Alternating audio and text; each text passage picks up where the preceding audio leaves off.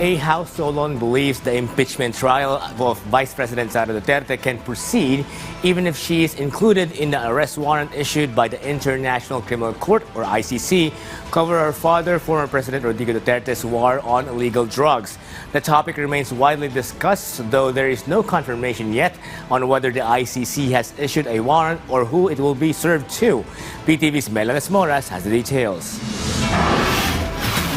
House Prosecutor and Manila 3rd District Representative Joel Chua believes the impeachment trial of Vice President Sara Duterte can still proceed if she is among those served an arrest warrant by the International Criminal Court or ICC in connection with the war on illegal drugs of her father, former President Rodrigo Duterte. As of now, this issue is a hot topic, although there is no confirmation yet on whether the ICC has actually issued a warrant or to whom it will be served.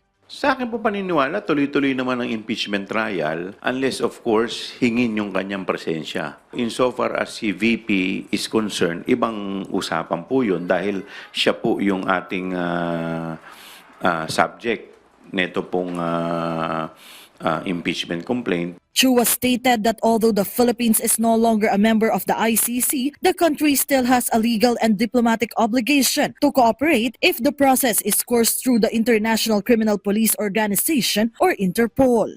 Tayo po ay parte pa rin ng Interpol. In fact, nung tayo po ay hinanap po natin si Alice Guo sa ibang bansa, ay humingi rin tayo ng tulong at suporta sa Interpol. Kaya hindi naman po maganda na tayo ay tataliwas dito dahil kung tayo po ay nangangailangan, sila naman ay ina-accommodate tayo kasi miyembro po tayo nito. Meanwhile, as part of their preparations for the impeachment trial, House Secretary General Reginald Velasco has formally requested to Senate President Francis Escudero to kindly allocate a work and holding area in the Senate building for the House Prosecution Panel and their secretariat for the upcoming trial. If permitted, the House leadership aims to conduct an ocular inspection there this Tuesday, March 11. Para siyempre ma-familiarize na rin doon sa area. And at the same time, medyo meron na rin kaming kwarto no, na para at least kung saan yung mga staff namin ay maglalagi. Sa ngayon, inaantay pa po namin yung response from the Senate.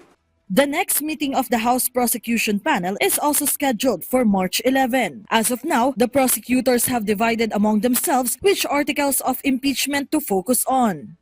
From PTV, Melanes Moras, Balitang Pambansa.